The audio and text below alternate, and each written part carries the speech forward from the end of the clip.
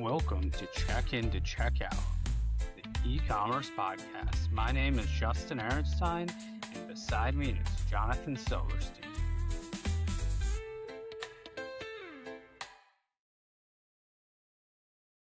Welcome to Check In to Check Out. This week we have Senior Ecommerce Strategist Wayne Stratbucker at Codel. Thank you for coming on the show. Really excited to have you. Yeah, excited to be here. So what's your day-to-day look like? What are you working on and what do you enjoy about your job? Yeah, so my day-to-day has quite a breadth of kind of experiences. So primarily I help translate kind of business goals, business functions into technical requirements and things like that.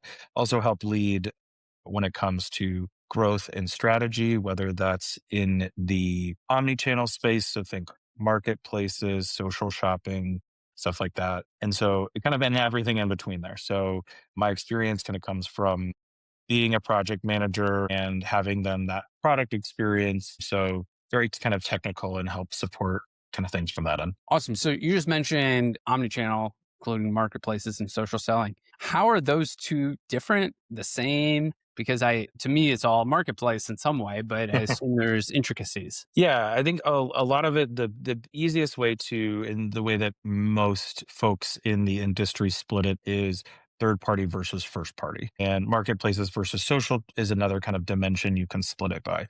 So you have, when I say marketplaces, you obviously have the big ones. You have the Amazons of the world, the Walmarts of the world, even Gap. I think a lot of people don't know this, but Gap actually does have a marketplace itself. Then you I have didn't like know that. Wayfair, things like that. Yeah. Yeah. Gap, if you go online, you can see a lot of the opportunities there and you can kind of see where they have that. Sorry, my cat's like in my shop. Awesome. Oh, I want to see her.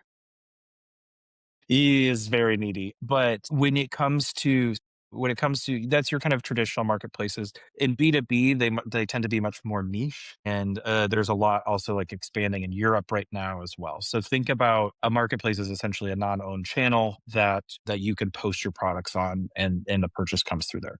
Then within marketplaces, you have first party and third party. First party is where, say, you sell your products to Amazon, they sit in the Amazon warehouse. Amazon manages the inventory and Amazon then sells that. Then you have third party marketplaces where, or I said that backwards. Sorry, let me reset it. You have first party marketplaces where you sell on the platform. You have to fulfill the information. So basically, think of it as an order taker. Is essentially what kind of first party is. Third party is where you allow the marketplace to manage and maintain inventory. They handle logistics, they handle the shipping, but say they buy a pallet of products from you, they put it in their warehouse and then they ship it out. And then you just know when they need to buy another round of inventory or stuff like that.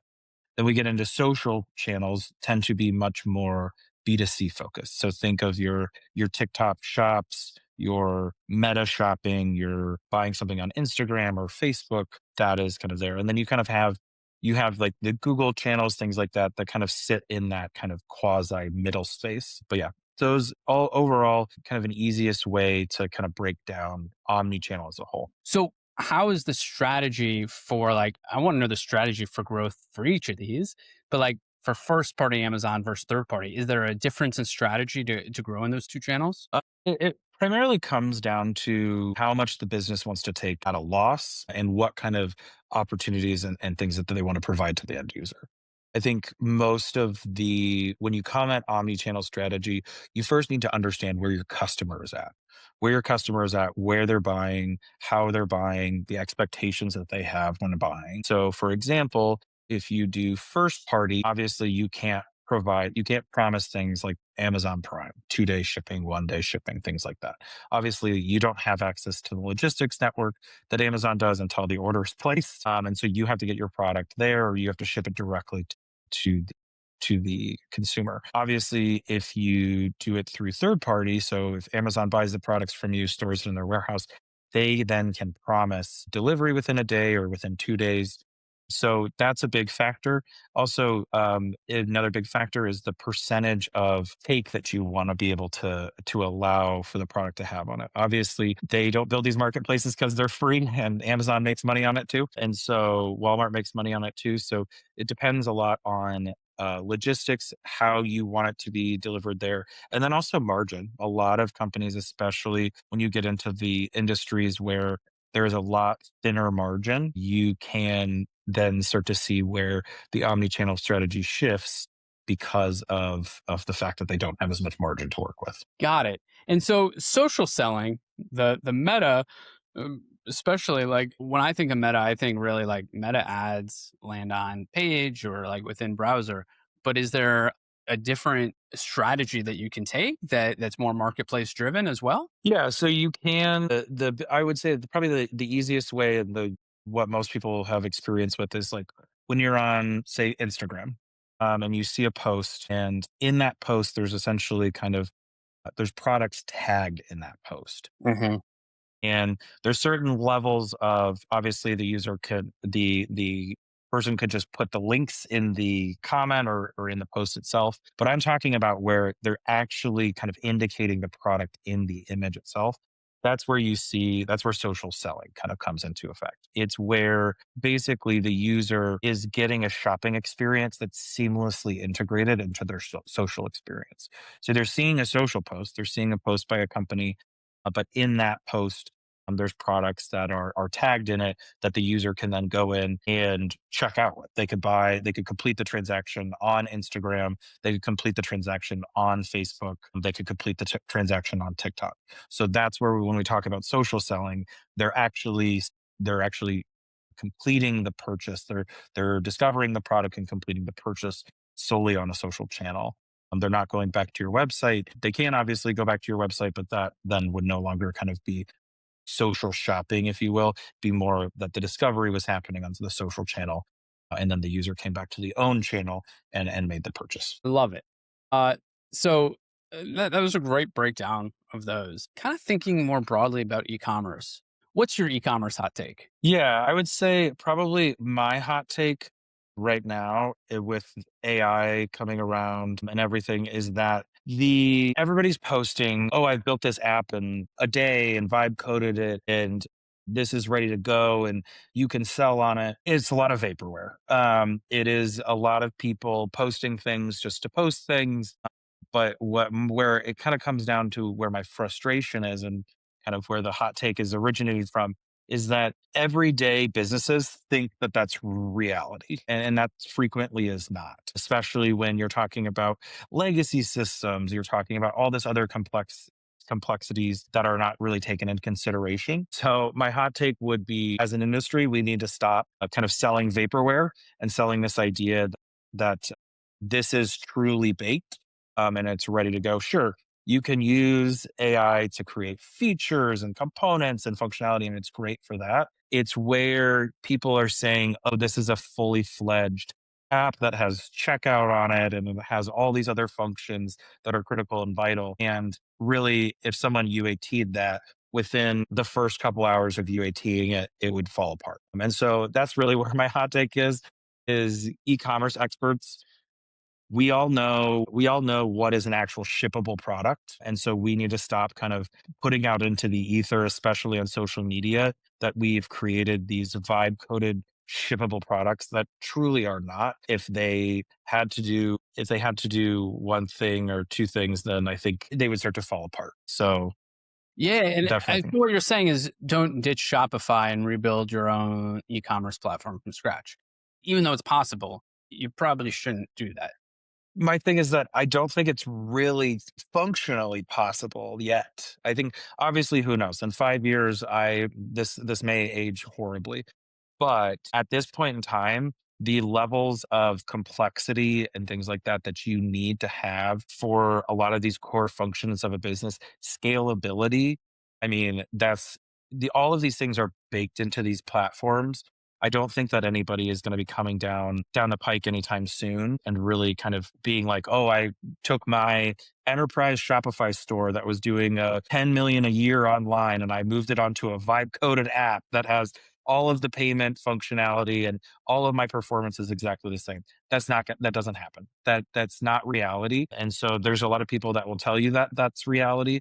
Those are the same people that tend to be really focusing on the pretty things and not focusing on what people in the e-commerce industry have to focus on, which is getting things to work and work properly and be secure. Because you are handling sensitive information when you're on e-commerce. You're handling credit cards, you're handling payments, stuff like that. There's a reason why why platforms have been around for a while. I just don't think that you're going to really this vaporware of, oh, AI can do everything for you now. I think it falls flat on its face the moment you peel the first layer of the onion back, and you start to look at the functionality, and it's like, yeah, this is a whole lot of a nothing burger right now. So that would be my hot take right now, and probably a lot of people on LinkedIn are not going to agree with me on that. But I'm sorry, I've yet to see someone have a fully functioning, full fledged app that can do end to end purchasing and everything like that. That is secure and that is scalable. Just doesn't Yeah, exist. that takes piping hot.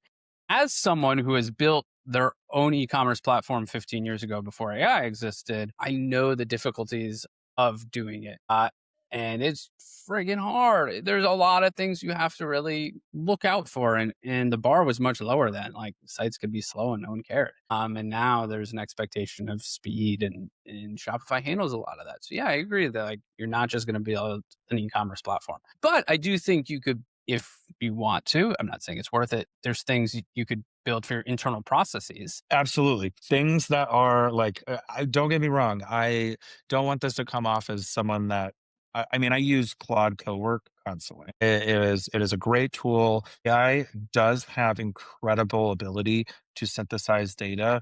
And I think where AI really is going to start to kind of make a turn is through assisting people that are not as data literate to parse through data and to get insights out of that data. I think that's a great opportunity for AI. I think things like co-work are changing the game. I think I want to be extremely clear and explicit where I'm saying from beginning to end, you can create an app in one day that can take Totally. $50,000 credit cards in that same day and be completely secure. That's not going to happen. That doesn't exist now. And your point on being data literate is amazing. Like, I think one of the problems in e-commerce in the past 3 to 5 years has been GA4 is more difficult to use than universal analytics. Totally. Mhm. And it's so much harder, right? But now with Claude and a Composio setup into GA4, you can literally just type in your hypothesis and say, hey, is this true? I want to see data that does this. Give me a graph. And in Mhm. 45 minutes, what would have taken hours and hours of like putting it together and putting 3 or 4 graphs together, you have like basically a deck. They're like, oh, yeah, you want to go check the data, make sure there wasn't any hallucination. But it's amazing how easy it is to analyze data now in a way that it just wasn't. Oh yeah. Definitely evangelizing insights to non-technical users. I think there was always a scenario where the data folks at companies, especially if you're a larger company, were kind of the gatekeepers of insights because they had to throw it into a SQL database and run all these queries and do all this stuff and clean up the data. Now you can do that with just normal human language. You obviously, like you said, you have to be considerate of AI hallucinates at times and you need to take things with a grain of salt and you need to be constantly kind of suspicious and just kind of double check, make sure everything's good, have a little bit healthy amount of suspicion when it comes Totally. to when you use AI. But I do believe from what I've seen and what I've used with it and how I've seen clients working with it, I think that is the tide is starting to turn where data is only accessible to the most technical people and then they have to distill it into information from there. I think that data now is going to start to evangelize data and people can start. I mean, what was it? Maybe 5, 7 years ago, everything was data. Everybody was obsessed with data. Data, data, data. We need data. Get the data. Well, a lot of companies have data. They're just not using it. And so I think that is a huge thing. And I think that's where AI can really jump in and kind of help, like I said, once again, evangelize the data to various stakeholders that are not technical so they can make business decisions based off of the data that they have. That's such a good like being able to look at the data and not have to use, like, I worked at a company that had a data team of 4 people, that their job was literally just to write SQL queries Mm. and find the insights that some executive was like, I want to see how this looks. I want to see how this looks. And they were providing value, obviously, but they weren't the ones asking the questions, even though they were the ones closest to the data. Mm. Anyone can ask a question, the data, and get an answer. And that's such a change of what it was, and so powerful. So, like, if you're in e-commerce, you should be saying, how do I understand my data, whether it's GA4 or hopefully a data warehouse, to really understand what is the profitability of my company, and, like, just go and use AI for that. I think it's an amazing insight. And it's funny, when I drop my daughter off at school, I say every morning, she's 4, I say, be skeptical. And I think Yeah. when you're using AI, you need to be skeptical. It's amazing. I use it every day. Be skeptical. So I love that. Yeah, yeah. People need to be using, really, really digging in. So, kind of thinking in back in your career a little, have you had any memorable failures? We all are great talking about our successes. I enjoy reveling in my own failures. I don't know if you see my LinkedIn profile, but it's only failures. So just to help people that are on this journey, that are failing every day, because we all do, because we're human. Anything that you can harken back to that you remember? Yeah, I have kind of one memory that's kind of etched into my memory is really just kind of it was a client that I was working with, and we had a lofty goal. We after doing some discovery, we found out that their ERP was, for lack of a better term, ancient.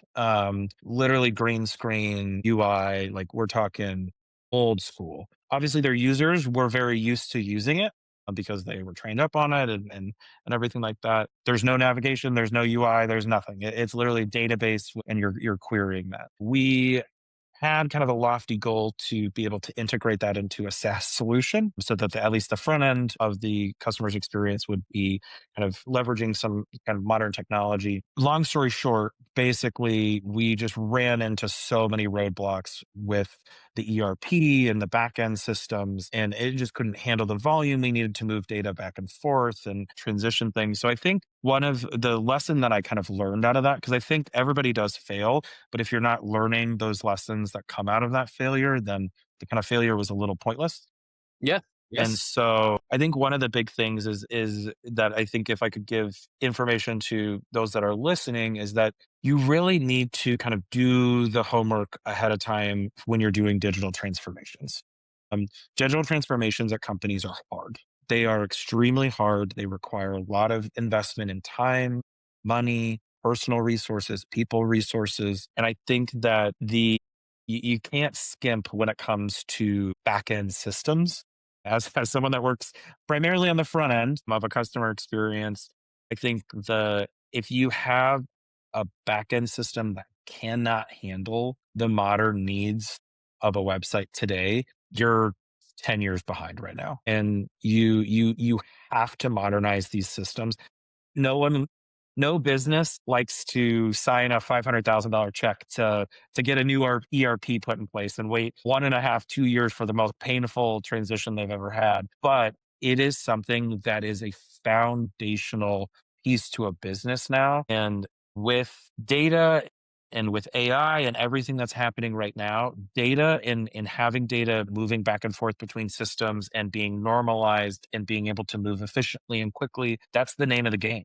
If Totally. you it's like buying a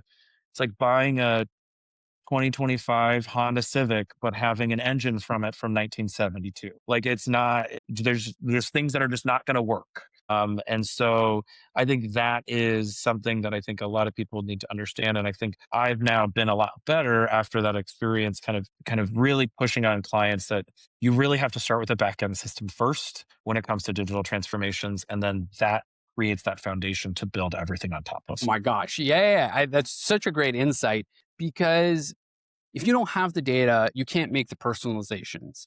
If you don't have the data, you can't or it takes forever to publish a product or to understand when someone ordered. How can you build a loyalty program? How can you Yeah. do any of these interesting things on your digital transformation roadmap if the data just doesn't work. Yeah, especially for legacy brand and the ERPs are old. I mean, I was in the ancient ones. And if it doesn't feel like you're like, well, what do I get if it's not intangible what you get when you upgrade your ERP. You're like, I'm just going to get orders. I already have orders. Yeah. So I think that it's important to recognize that everything downstream and upstream, everything is either downstream or upstream from your ERP and your backend system. And so if that cornerstone is not solid and has the ability to support your business strategy, you have to replace them, and it's just got to go. And there's so many good opportunities out there nowadays. I mean, there's so many great ERPs in the space that have pre-built integrations and can really reduce that technical debt. That's what I talk to clients about all the time. Technical debt, technical debt, technical debt. Like even with an old system, yeah, you're sure it's maybe sitting on a computer somewhere in a closet and you're not paying very much money for it. And that's great. But on the flip side, there's a lot of other technical debt that comes with that. So sure, you may be looking at moving to a cloud solution or a SaaS solution, something like that from an on-prem built from scratch solution. The costs are different, but that's what it is. The costs are just different. You're not understanding the whether it's top like top down pressure. So because you don't have a modernized system, you don't have modernized a website, you don't have an easy way for people to buy things online, you're losing out on customers. Even in B2B, I think we're seeing that now is that, I mean, we've been seeing it over the last decade in B2B, but as younger and younger folks start working in contracting and they're doing more of these kind of, I always go to the trades because that's kind of where my foundation's from. And more folks, HVAC folks that own HVAC companies or own HVAC contractors are 35 and below. Like that is now happening. And they want to be able to be on a job site, buy a product that they need because they forgot it or it got damaged or something like that. They want to be able to log onto their phone, be able to grab something quick, get it placed, and be there in the next couple of days. And then that's the last they have to think about it. And so that's where if you don't have all of that requires the business that they're buying from to have technology that can support that function and support those workflows. yeah, no, that's absolutely right. I mean, that B2B one, I wish I started an HVAC company. They're killing it. But two, you're right. It is younger people and I don't want to pick up the phone. When I have to pick up the phone, I'm upset. I'm like, that's not what I want. I want to log into my portal. I want to log into the site and make it happen. Yeah, so it all comes from the ERP. I love that. That's amazing insight. And people should be really thinking about how that ERP works. So, where do you think e-commerce is going over the next 12, 18 months? Yeah, so I think overall, there are a couple kind of veins that I would say it's going into. I'd say micro targeting and personalization. So, what I mean by that is the days of the spray and pray Google ad that just runs for forever, that tries to get as many people into it as possible. Those days are over. I think one, the market has gotten, when it comes to the paid media strategy side, the market has gotten way too crowded. So in order to get those users, you got to pay more money than you've ever had to pay before. And you don't want to get a bunch of users that are coming to your site that aren't going to convert. And so with the power of AI. And like we said, we were talking about GA4, which is a whole other conversation, but the data that you have as a business now out of the gate, if you were just say on a vanilla version of Shopify and all that kind of stuff, you have so much more data than you've ever had before to be able to do that targeting, to be able to do that personalization. And folks I always say it's kind of the billboardification of e-commerce sites. So billboards back in the day, they were like you just put up a billboard and great. There was only 15 billboards on I live in Chicago, the Kennedy Freeway. There's only 15 billboards or whatever. Now there's 50. So it's like the it's very similar to websites nowadays is there's 50 options that they can choose from and users you can't catch their attention until you do something that is either personalized or gives them kind of in the experience that like you care about them as a user, you care about them, and you're able to find them the solution that they're looking for the fastest. And so I think that is going to become huge. We see it already now. Personalization is huge. And when I say personalization, you don't need to go out and buy a personalization platform. You don't need to do that. I think a lot of people think that, oh, I need to go buy a Braze or I need to go buy another solution out there, a Nosto or some of those personalization solutions. Yes, that's great, but a lot of businesses bite off way more than they can chew when it comes to those platforms. And if you don't have someone dedicated to be able to support those platforms, I think you don't get your bang for your buck there. Little things like using Shopify Flow, for example, to categorize and tag customers, and then using those tags on the front end to have some slight customization to change how a banner looks, change what image is in the banner, things like that, where you can build this in. Yeah, it's custom code, but it's all native functionality to Shopify. You're not building a custom API. You're not building all this other stuff. This is already stuff that's available to the data layer on the front end. So we know the user if they're logged in or if they're not logged in. We know we can grab their tags. We can do all that kind of stuff. So there is like little levels of personalization that you can do that can be quasi native to the platform in which you're using native tools that the platform already supports. So I think that's a huge opportunity there. You don't need to go all in. I, Oh, go ahead. before you go, I love that. I love the taking small personalizations, a customer, changing it. Another place, changing the experience based on that. Another place that I really recommend customizations is how are people entering your site and how do those channels differ? Mhm. And so, how is someone on Facebook different than someone who uses Google Shopping, who uses Google Search versus direct? So, for example, Google Shopping, you can customize the product details page that they're landing on. And so they don't go back. Meta, how do we make that more contextually relevant to the ad they just clicked on? How do we build that contextual relevance throughout that journey as they land? I think is a huge area. To Go even ahead. expand upon that is when you're talking about those channels, those sources in which people are coming to your site on, look at the demographic information you have of your followers in those channels. So say, for example, TikTok skews way younger, Facebook skews older. Those users, those demographics, depending on the product you're selling, they might have different needs. They might have different ways that they use your product or different ways that they use the products that you sell. They might even have a different set of products they're looking for. And so I think that is important. Once again, this goes back to doing the legwork and understanding your customer through and through and understanding how they get to your site, how they interact with your site and how they complete checkout on your site. I think that that is a foundational piece of information you have to have before you do all this stuff. I think there is a lot of people that see the shiny object, see the thing that the president of Shopify posted on LinkedIn or something like that. They're like, ooh, this is a great new opportunity. Meanwhile, they're not executing on like six foundational things. And it's like, you got to Oh, fix the foundation first, and then you can do the fun stuff.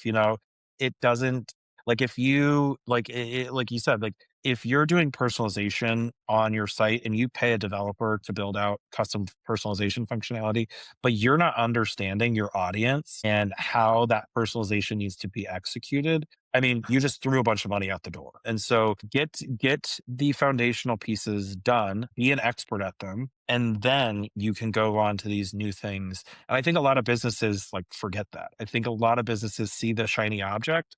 They're like, "Ooh, we want to do personalization." Okay, then how would you segment your users? What's your audience? Like things like that. And where if you don't know how to answer those questions, you shouldn't be already in the discovery process for a personalization. yeah, that's fair. And I see people looking for personalization all the time, and they don't understand who their customers. They don't understand the profitability model.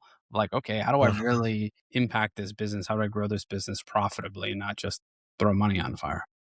Yeah. To kind of like to dovetail from that, like a couple other things that I think are important in e-commerce this year is getting your data into a kind of a manageable, scalable system and normalizing it. AI does great when it has to synthesize data. If that data is dirty and messy, it takes it way longer to parse it. Or you have to have queries that, okay, remove this exception, don't look at this. I think that's important. I think that's always going to continue to be important. And then, kind of related to that, is accessibility and data compliance and privacy. We're seeing it now more than ever. I mean, you see it with GDPR in Europe already. There's a ton of stuff in California now.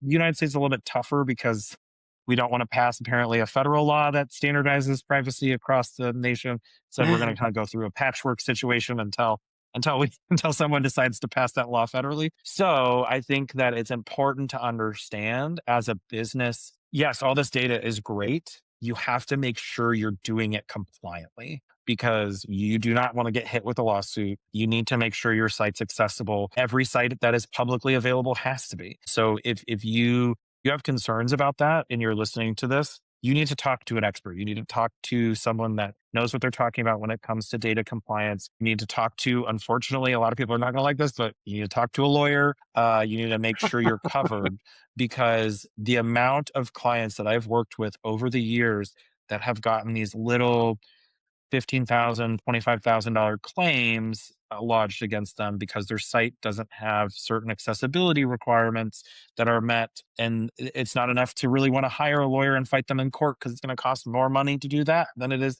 just to pay out the claim. So if you're not doing that, if you don't have the basics of accessibility and data compliance on your website, that you need to drop everything and do it now because it's coming for you whether you like it or not. The world is changing. And so that is going to be something that is going to be more and more important all the time. As we collect more data, we have to be secure about it and we have to make sure we're following those compliance and privacy laws. I love it. This is great. It's amazingly helpful. Definitely follow that advice. That's why I married a lawyer. Awesome. So, what are you reading? Looking into the next year? What's piquing your interest inside of e-commerce or outside? Yeah, so right now I'm currently reading The Dichotomy of Leadership by Jocko Willink and Leif Babin. If you have not read the Extreme Ownership series by them, incredible series. They're both Navy SEAL instructors. They if you listen to the audiobook, it's a little jarring because they both have very like SEAL instructor voices. Um, but a great book that just kind of really, I think, exemplifies what good leadership is. And I think Can you give me the leadership hypothesis? is Give me the yeah, so one. basically it's the concept of, and I'm gonna butcher this, so no one come after me in the comments for this.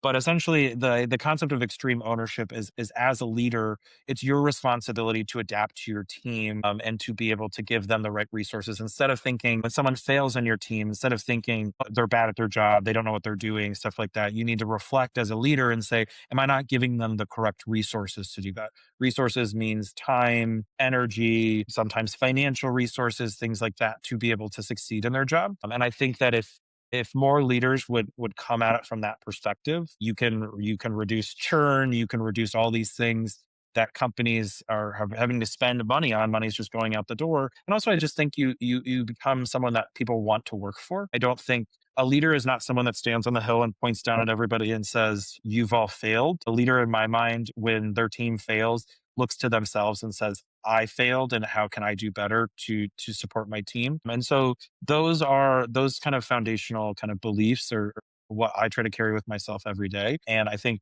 everybody should. I think we would all be in a better place if more people took ownership of things that are in front of them. And that goes for everybody. That goes through every layer of a business. That goes through every person, whether you're a frontline person, an individual contributor, or you're a director of a department. I think extreme ownership and having that extreme ownership, I think, will only produce positive things for you. Yeah, I love that. And then another one that reading on right now, the 22 Immutable Laws of Marketing by Al Rees and Jack Trout. It's an older book. This is a book that I actually got from a person that I follow on social media that I really enjoy kind of their work. I think everybody needs to have a little bit of understanding of marketing. I think I got a degree in marketing, even though I work super technical, but I think that it's important to understand marketing, understand selling, understand marketing yourself. Just professionally marketing yourself, I think is an important thing. And also marketing comes from, especially if you work in e-commerce, marketing comes from consumer behavior. It's psychology. It is a quasi science kind of realm.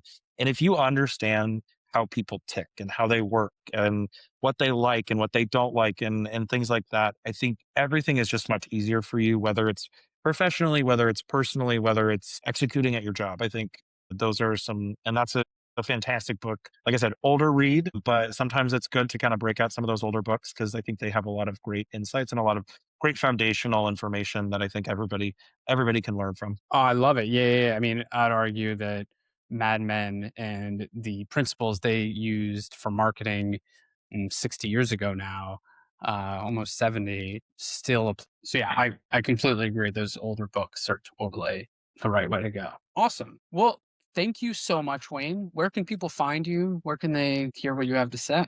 Well, I all I have is LinkedIn. I've gotten rid of all my other social media, but if you ever have any questions, hit me up on LinkedIn. I'm more than willing to help people. I love helping folks out. So if you have any feedback or anything like that, or any questions, feel free to reach out to me on LinkedIn. Just Wayne Stratbucker, the only Wayne Stratbucker that's probably out there in the world. So Wow. convenient of having a very long last name. So if you need any help, BigCommerce, Shopify, you want to just talk about e-commerce in general, I'm more than willing to have those conversations and kind of and talk through that. Awesome. Well, thank you so much for coming on the show. Really appreciate it. Yeah, absolutely.